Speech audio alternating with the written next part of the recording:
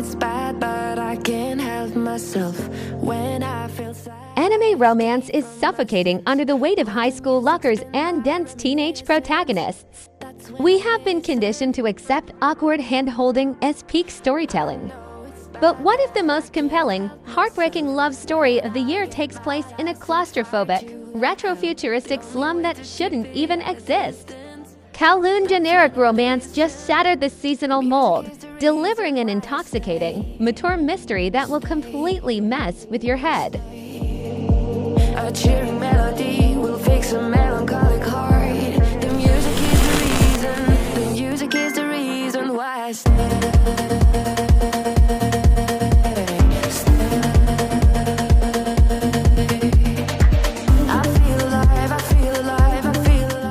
Welcome to Kowloon Walled City, a labyrinth of neon lights, dripping air conditioners, and nostalgic chaos. Here, we follow Reiko Kujirai, a real estate agent living a seemingly mundane life in this densely packed urban jungle. She spends her days navigating cramped alleyways and eating watermelon, all while harboring a quiet, undeniable crush on her exasperating coworker, Hajime Kudou. But this isn't just a slice-of-life office romance.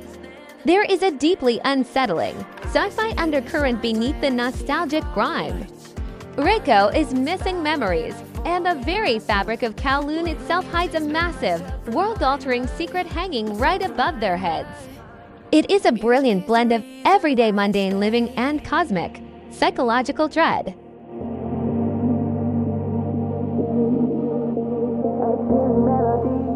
Creator Jun Mayuzuki, the genius behind After the Rain, has crafted an absolute masterclass in atmospheric dissonance.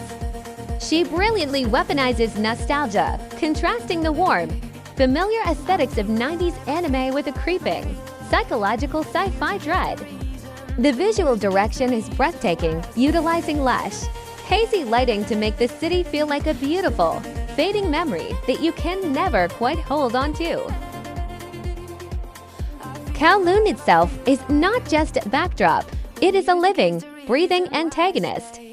The claustrophobic, interconnected architecture mirrors the deeply entangled, messy emotions of the adult cast.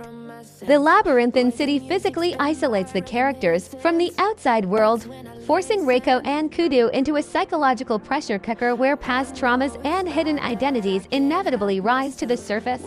It is suffocating yet deeply cozy. What truly separates this series from the seasonal trash is its profound emotional maturity.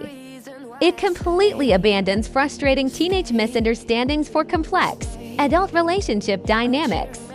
Reiko and Kudou deal with workplace boundaries, existential identity crises, and the terrifying vulnerability of genuine intimacy. It proves that the most intense romances happen long after graduation, treating its audience with total respect.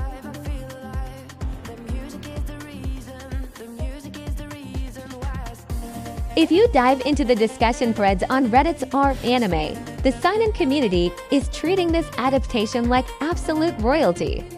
Hardcore fans on My Animalist are universally praising the exquisite art direction and the agonizingly brilliant slow burn romance, celebrating the much-needed shift away from school settings.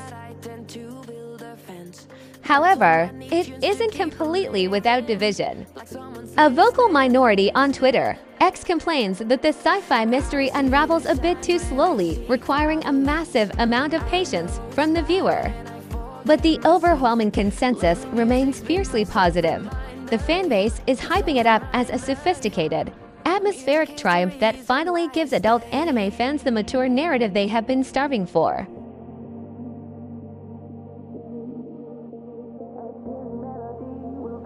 Kowloon Generic Romance is an intoxicating, neon-soaked fever dream that flawlessly balances a deeply human love story with a mind-bending sci-fi mystery.